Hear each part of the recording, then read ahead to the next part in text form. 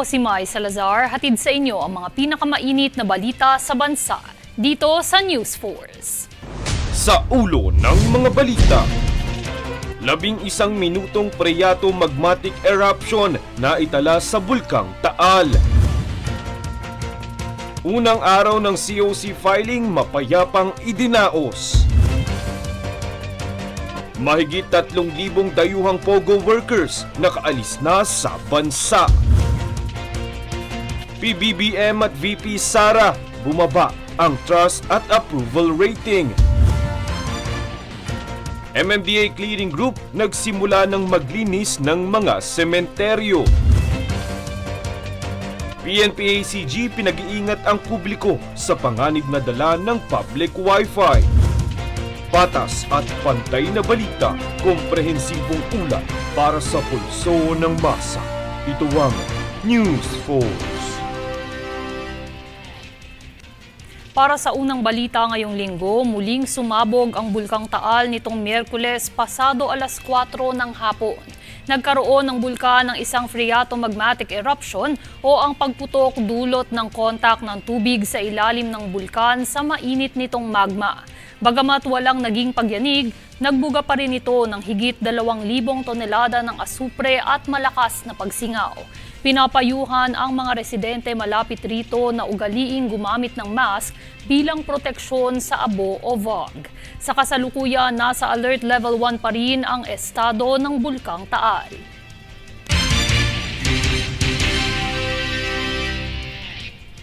Opisyal nang nagsimula nitong Martes ang paghahain ng kandidatura ng mga nagnanais na kumandidato para sa 2025 midterm elections sa Mayo.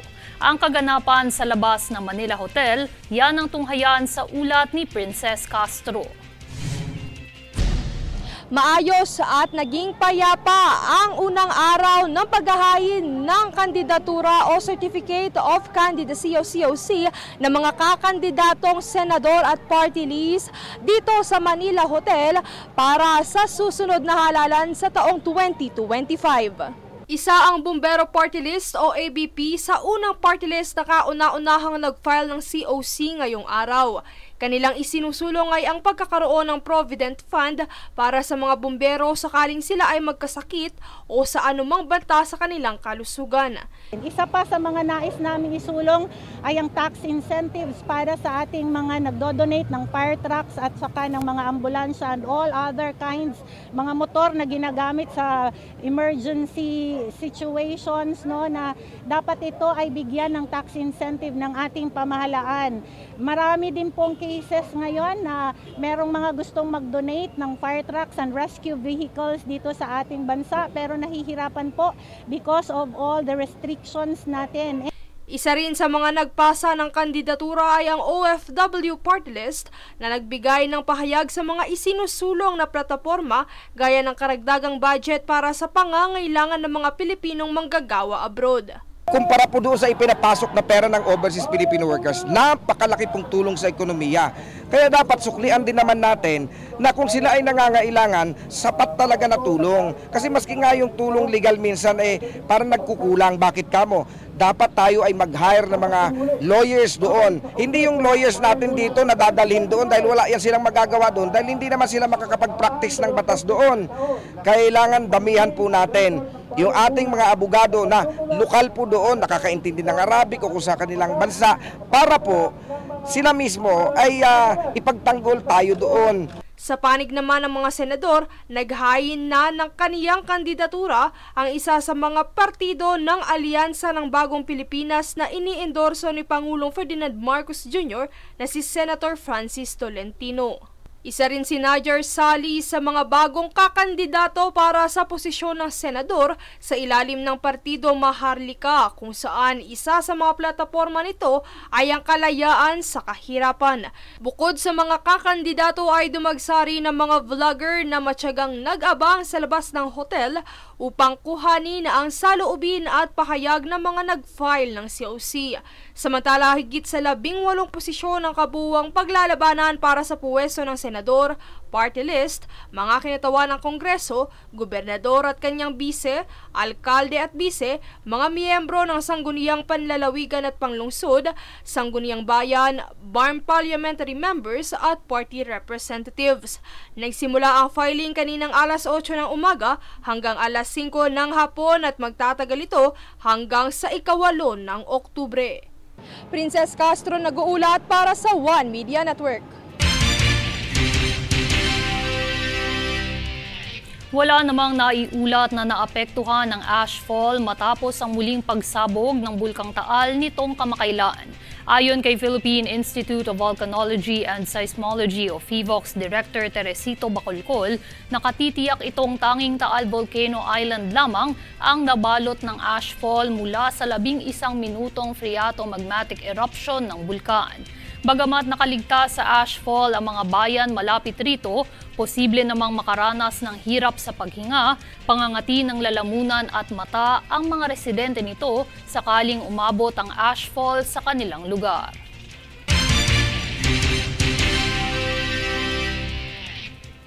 Upang maihatid ang tulong sa mga apektado ng Bagyong Julian ay tumungo ang Office of Civil Defense o OCD sa probinsya ng Batanes. Handog nito ang family food packs, shelter repair kits, tarpaulin, generator set at iba pang donasyon. Matinding pinsala ang dala ng Super Typhoon Julian dahil mahigit 2,000 kabahayan din ang nasira sa Batanes.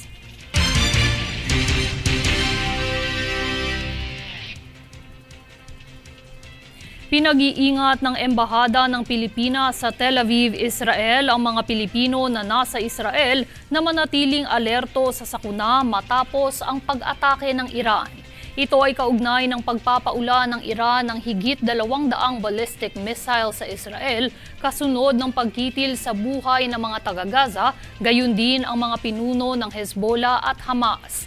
Dahil rito nagbabala ang embahada na sumunod sa alituntunin ng Homefront Command at manatili sa kanilang mga tahanan sa sandaling makarinig o makatanggap ang mga Pinoy sa Israel ng mga abiso sa kanilang mga telepono.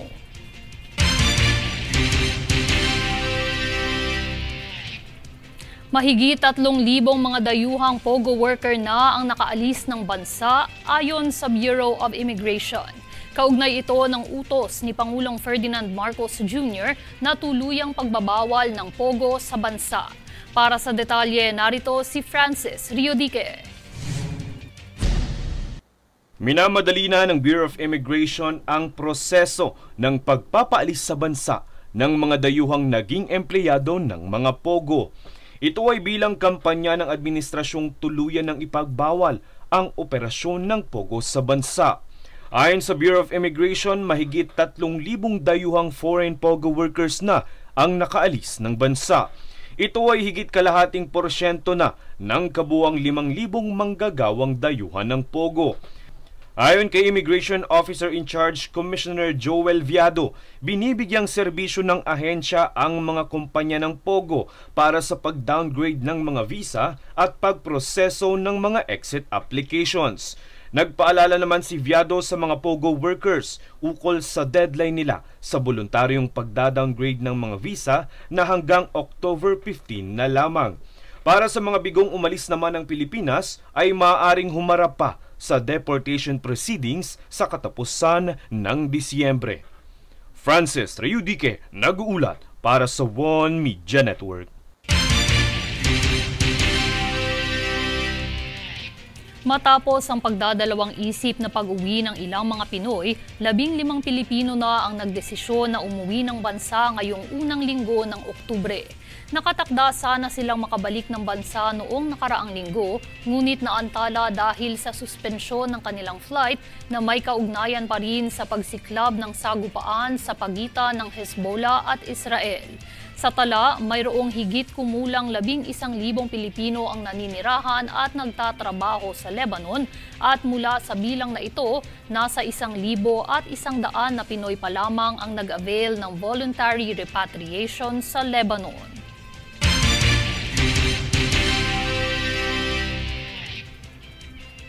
Susunod sa News Force. PCO nilinaw na label pin ang inabot kay PBBM sa isang viral video.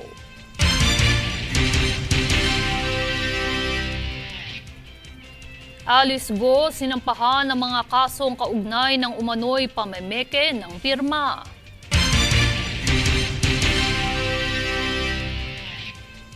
Mga kandidato sa lungsod ng Maynila ipinakilala na para sa Halalan 2025.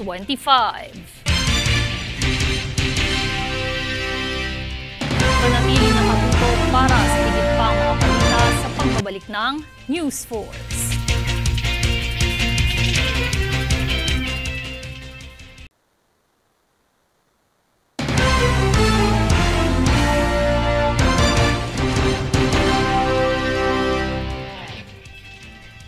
Parehong bumaba ang trust at approval rating ni Pangulong Ferdinand Marcos Jr. at Vice President Sara Duterte. Ayon sa latest survey ng Pulse Asia, mula 52 rating noong Hunyo, bumaba ang trust rating ni Pangulong Marcos sa 50. Naging 50 naman ang kanyang approval rating mula sa pagiging 53. 10 percentage points naman ang nabawa sa trust rating ni Vice President Sara na mula sa 71 ay naging 61 na lamang. 9 percentage points naman ang nabawa sa approval rating ng Vice na mula sa 69 ay naging 60 na lamang.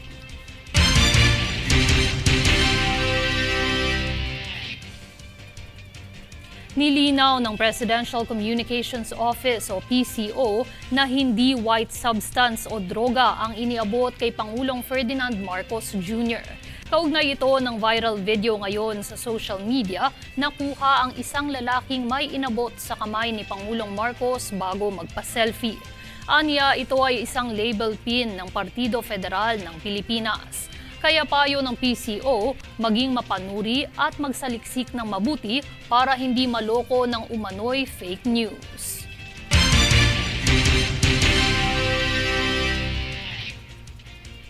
Ibinasura ng Korte Suprema ang petisyong writ of amparo ni dating presidential spokesperson Harry Roque. Ayon naman kay Roque, ginagalang niya ang desisyong ito ng Korte. Para sa detalye, narito si Francis Riudique. Hindi sinang-ayunan ng Korte Suprema ang writ of amparo na petisyon ni dating presidential spokesperson Harry Roque. Ang naturang petisyon ay ang pagbabawal sa House Quad Committee na arestuhin si Roque at pigilan ang pagsusumite ng kanyang mga dokumento. Ayon kay Supreme Court spokesperson Attorney Camille Ting, hindi naging sapat ang nasabing petisyon para labanan ang contempt at detention order ng Kongreso. Ayon naman kay Roque, naiintindihan niya ang desisyong ito ng Korte. Umaasa naman siyang umay ng Korte sa kanyang certiorari at probation petition laban sa Quadcom. Matatanda ang inisyuhan ng contempt si Roque dahil bigo itong makadalo sa nakaraang mga pagdinig ng Quadcom. Iniimbestigahan dito ang umano'y koneksyon ni Roque sa operasyon ng iligal na pogo sa bansa. Pinagsusumite rin siya ng mga kaukulang dokumento dahil sa umano'y malaking pagbabago ng halaga ng kanyang mga bank accounts. Pagigit naman ng Quadcom, mahalagang makita ang mga nasabing dokumento para sa patuloy na investigasyon sa Pogo. Francis Riudique, nag-uulat para sa One Media Network. Sinampahan ng patong-patong na kaso si dismissed Mayor Alice Go kaugnay ng umano'y pamemeke ng pirma sa inihain nitong counter affidavit. Lumabas kasi sa investigasyon ng NBI na hindi si Go ang pumirma. Francis Riudique muli para sa detalye. Nahaharap sa patong-patong na bagong mga kaso si dismissed Mayor Alice Go. Kaugnay ito ng umano'y pamemeke ng pirma sa isinumite nitong counter affidavit.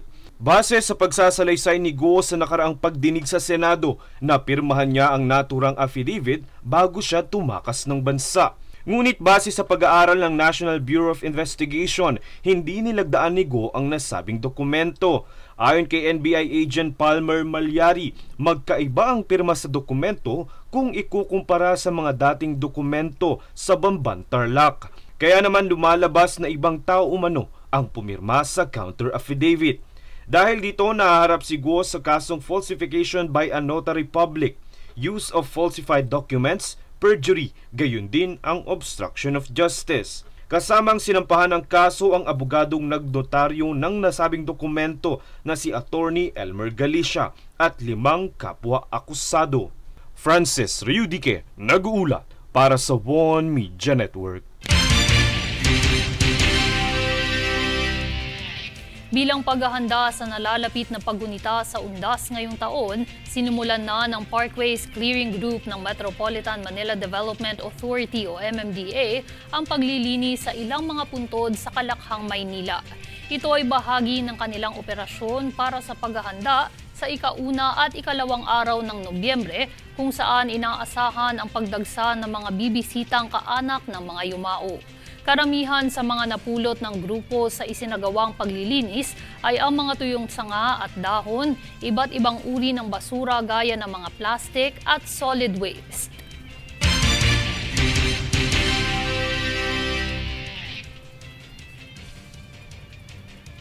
Dapat na rin umanong ilipat si Pastor Apollo Kibuloy at ang mga kapwa akusado nito sa BJMP ayon sa Philippine National Police.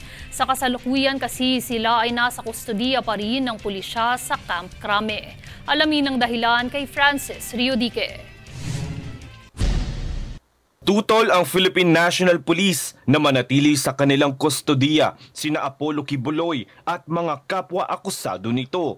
Sa kasalukuyan kasi ay nakadetine sila sa custodial center sa Camp Crame. Ayon kay PNP spokesperson Police Colonel Jean Fajardo, dapat na silang ilipat sa Bureau of Jail Management and Penology o BJMP. Aniya anuman ang kalagayan o estado ng mga naaresto ay nararapat na ikulong sa BJMP.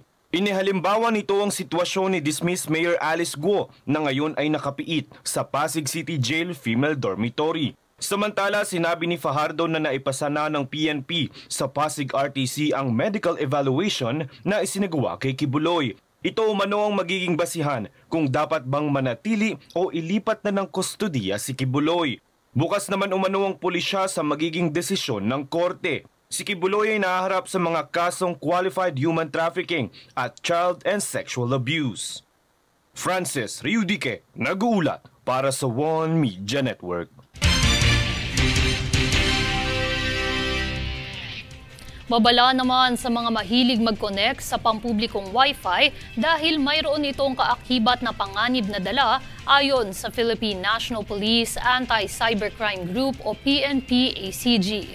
Alamin ang detalye mula kay Daniza Lopez. Rogue hotspot kung tawagin ang hindi otorisado at kahinahinalang wireless access point o Wi-Fi na nagpapanggap bilang isang lehitimong hotspot para makapanlin lang. Dito maaaring kumalat o makuha ang personal at sensitibong impormasyon na mayroon ang biktima kasama na ang mga password at iba pang datos. Pagpapaliwanag ng Philippine National Police Anti-Cybercrime Group o PNP-ACG, pinahihintulutan nito ang mga user na makakonect ng libre, ngunit hindi nito alam na ang kapalit ay ang pagpapahintulot din sa pagkakaroon ng access sa lahat ng datos. Payo ng ahensya, iwasan ang public wifi kung maaari at beripikahin muna ang pangalan ng network na pagkokonektan. Dagdag pa nito, mangyaring huwag ding paganahin ng autoconnect sa cellphone at gumamit ng encryption nang sa gayon ay maging protektado laban sa anumang uri ng pagnanakaw ng impormasyon. Daniza Lopez, nag-uulat para sa One Media Network. Mga kandidato mula sa Partidong Asenso Manileño, opisyal nang ipinakilala sa lungsod para sa kanilang pangangampanya sa gaganaping halala ng taong 2025. Narito ang buong ulat.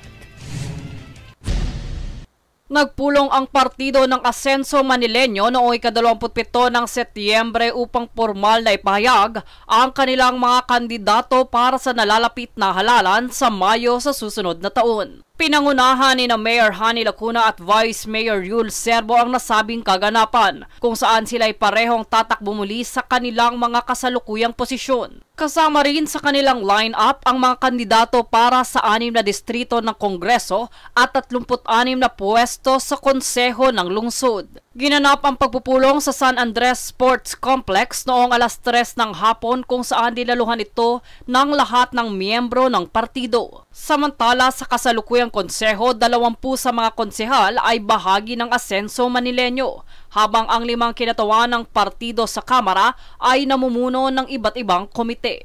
Jade Buhoy, nag-uulat para sa One Media Network. At narito ang recap ng mga nagbabagang balita ngayon. Sa ulo ng mga balita, 11 minutong Preyato magmatic eruption na itala sa Bulkang Taal. Unang araw ng COC filing mapayapang idinaos. Mahigit 3,000 dayuhang POGO workers nakaalis na sa bansa. PBBM at VP Sara, bumaba ang trust at approval rating. MMDA Clearing Group nagsimula ng maglinis ng mga sementeryo. PNP-ACG pinag-iingat ang publiko sa panganib na dala ng public Wi-Fi. Patas at pantay na balita, komprehensibong ulat para sa pulso ng masa. Ito ang News Force. At yan ang pinakamainit na mga balita ngayong araw. Manatiling nakatutok sa aming mga ulat at update sa aming Facebook page, facebook.com/OneMediaNetwork. Ako si Mai Salazar at ito ang News Force.